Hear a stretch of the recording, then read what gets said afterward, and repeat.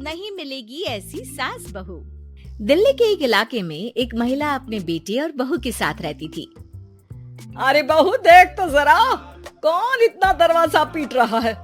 अरे किसे क्या हो गया है? लगातार दरवाजा धड़ाधड़ पीटता जा रहा है। देखती हूँ मम्मी, पता नहीं सुबह सुबह कौन आ गया। बहू दरवाजा खोलती है तो देखती है कि बाहर एक लड़का खड़ा था। थोड़ा गुस्से में था। अरे मैडम, आपकी ऑनलाइन शॉपिंग ने परेशान कर रखा है। बार बार आप अपना सामान वापस लौटाती हैं। कभी एक बार में सामान आता ही नहीं। अरे कैसे बात कर रहे हो? मैं कंपनी को फोन करती हूँ। तुम्हें नहीं आना तो मत आओ, कोई और आ जाएगा। इसमें गुस्सा होने वाली कौन सी बात है? अरे बहू क्या हुआ? किससे बहस हो रही है? कुछ नहीं मम्मी, वो ऑनलाइन वाला लड़का आया है, उसी से बात कर रही हूँ। देखो भैया, ये सामान वापस नहीं लेना है तो मत लो, लेकिन हंगामा मत करो। अरे कोई बात नहीं, लाओ आप पैकेट। मेरा तो ये काम ही है, बस थोड़ा गुस्सा आ गया था। बहू अंदर जाती है और पैकेट लेकर बाहर आती है, लेकिन तब तक लड़का वापस जा चुका था।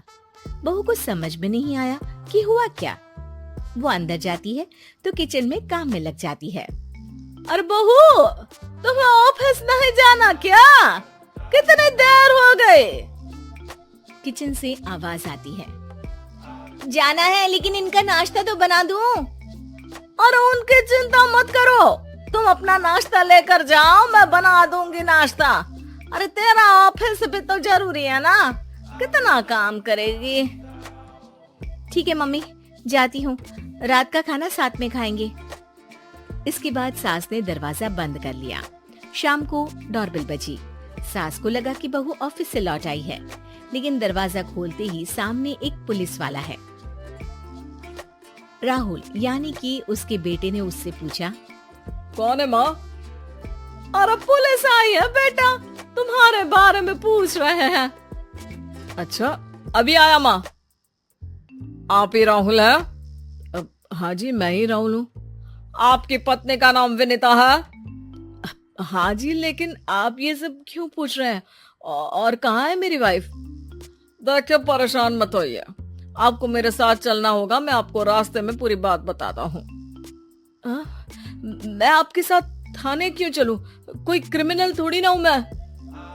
अरे मैं आपको थाने नहीं ले जाने आया हूँ, बल्कि आपको मेरे साथ अस्पताल चलना है। राहुल परेशान होकर पूछता है। क्यों, क्या हुआ? देखिए, आपकी पत्नी का बड़ा एक्सीडेंट हो गया है और वो अस्पताल में भर्ती है।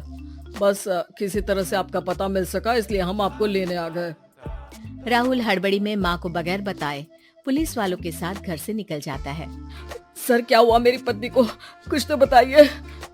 देखिए, घबराइए मत, वो आईसीयू में है, अभी कुछ कहा नहीं जा सकता। कुछ देर में सभी अस्पताल पहुँचते हैं। डॉक्टर साहब, मेरी पत्नी ठीक तो हो जाएगी ना? कैसी हालत है उसकी? देखिए, अभी कुछ कहा नहीं जा सकता है। सिर में चोट है और खून बहुत बह चुका है, शायद खून की भी जरूरत पड़े। ठीक है, मैं खून देने को तैयार हूँ। ठीक है मिस्टर, लेकिन हमें सेम ग्रुप का ही खून चाहिए। अगर आपका मैच होगा तभी आपका खून काम आ सकेगा। जी ठीक है डॉक्टर साहब। तब तक राहुल की माँ भी अपने एक पड़ोसी के साथ अस्पताल पहुँच चुकी थी। अरे बेटा, क्या हुआ? बहुरी कैसी है? माँ, कुछ कहा नहीं जा सकता। अरे बेटा, परेशान मत हो। अरे बहू को कुछ नहीं होगा, वो दिल की बहुत अच्छी है। माँ बेटे बैठे हुए इंतजार कर रहे हैं। सर, आपका ब्लड मैच नहीं हो रहा है और ब्लड हमें अभी चाहिए। अरे बेटा, डॉक्टर साहब से बोलो ना मेरा ब्लड ले ले। अरे माँ, आपकी उम्र हो चुकी है, आपका खून कैसे ले सकते हैं? अरे बेटा, वो बहू कम मेरी बेटी ज्यादा है। उसने दिन रात एक करके इस घर को एक डोर में बांधा हुआ है। अगर वो डोर टूट गई ना तो मैं अपने खून का क्या करूंगी? राहुल की आंख में भी आंसू आ जाते हैं। ठीक है डॉक्टर साहब, माँ का भी ब्लड टेस्ट कर लीजिए। अगर मैच हो गया तो ठीक है, नहीं तो किसी और को फोन करता हूँ। डॉक्टर ने तुरंत ब्लड सैंपल लेकर भेज दिया। कुछ देर बाद माँ जी का ब्लड ग्रुप मैच कर गया है पेशेंट से। माँ जी तैयार है ना? माँ, क्या सोच रही हो? अरे बेटा, यही कि बहू की जिंदगी के लिए अगर अपनी जिंदगी भी दांव पर लगानी पड़े तो कम है।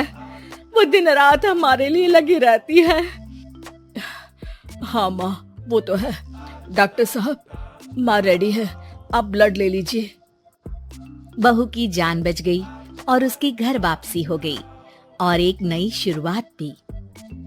अरे विनीता, नाश्ता तैयार हो गया? जी हाँ, हर मम्मी का भी। पहले मम्मी खा ले, उसके बाद हम खाएंगे। अरे तुम माँ की चमची हो क्या? राहुल, मेरी माँ के जाने के बाद उन्होंने ही मेरा माँ की तरह ख्याल रखा है और उस रात उन्होंने खून नहीं दिया होता तो शायद आज मैं जिंदा भी नहीं होती। इतना तो माँ के लिए बनता ही है ना।